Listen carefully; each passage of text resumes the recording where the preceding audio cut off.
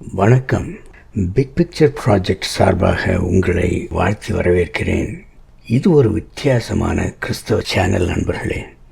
பைபிளை இறைவனுடைய வார்த்தையாக பார்ப்பது மட்டுமல்லாமல் ஆதாமிலிருந்து இயேசு வரை செல்லும் அதன் காலக்கோட்டின் முக்கியத்துவத்தையும் நான் காண்கிறேன். இந்த காலக்கோடு பைபிளில் இருந்த போதிலும் அதன் சில பகுதிகள் அவ்வளவு தெளிவாக விளக்கப்படவில்லை.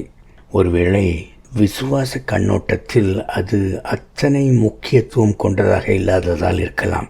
உதாரணமாக, நோவாவின் பெருவெள்ளம் கிமு 3300 ஆண்டு வாக்கில் நிகழ்ந்தது.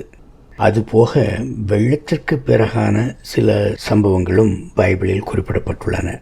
அதுக்கு பிறகு சுமார் 1000 ஆண்டுகள் கழித்து இறைவன் ஆபிரகாமை சந்தித்த போது நிகழ்ந்த சம்பவங்களின் மீது முக்கியத்துவம் கொடுக்கப்பட்டுள்ளது. இருந்தாலும் இந்த விடுபட்ட ஆண்டுகளின் ஒரு பெரும் பகுதியை நான் இந்திய வேதங்களில் கண்டறிந்தேன்.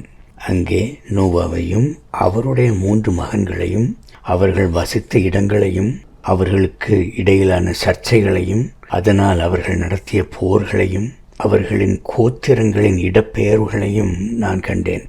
மற்றொரு புறத்தில் மனித ஆத்துமாக்களுக்காக இறைவனுக்கும் சாத்தானுக்கும் இடையேயான போராட்டம், பாவம், மோட்சம், நரகம் மற்றும் அதுபோன்ற காரியங்களும் இதில் பின்னி பிணைந்துள்ளன.